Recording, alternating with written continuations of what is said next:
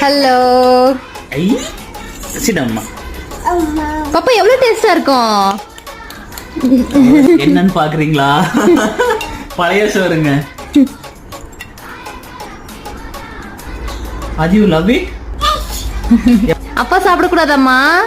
நான் சாப்பிடக்கூடாதா? உனக்கு தான் வேணுமா? உனக்கு தான் நான் சாப்பிட வாயை தொடக்க நானு. அப்படி எல்லாம் இல்லம்மா, எல்லாருக்கும் கொடுக்கணும் சரியா? அது நீங்க வேற சாப்பாடு சாப்பிட்டுக்கோங்க.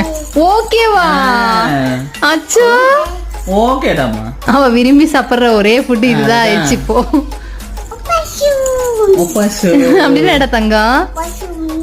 ஆசமா அதான் ஒப்பாசமா